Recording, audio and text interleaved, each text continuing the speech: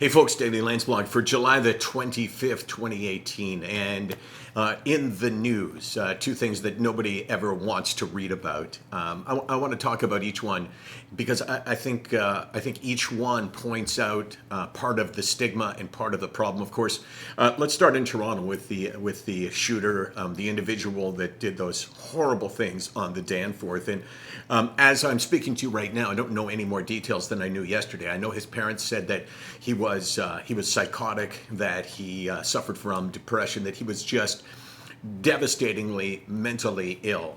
And people seem to not want to accept that. Now, I'm not saying it's true, but there is this belief that people who are diagnosed with psychosis and schizophrenia, that somehow they can control their actions. Like, come on. I mean, people look to associate blame and to attribute blame, because when you can blame someone for something like that, I think we all feel for some reason a little bit better. Like, we look to blame someone. But here's what I would say. You would never say to a person with a seizure illness that when they're having a seizure, come on, they got to be able to control themselves. Look at that person. Look at him kicking, and the arms are going all over the place. I felt like Donald Trump doing that. You would accept it as part of their brain disease.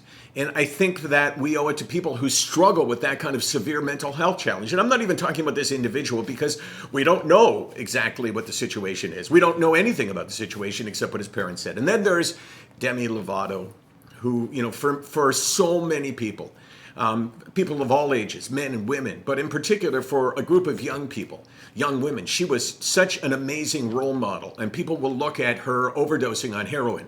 As we talk about it, that's what we've just learned was the situation. And people will look at her differently. But I think that in some ways this makes her not a better advocate, but at least as good. Because what she shows us is that no matter how strong you are, addiction is incredibly difficult to break. And that you don't get over it. It's not like, okay, well, I used to be an addict, but now I'm not. So it's like, she obviously relapsed. But when I see that, and I don't think, oh, well, shame on her for doing drugs again.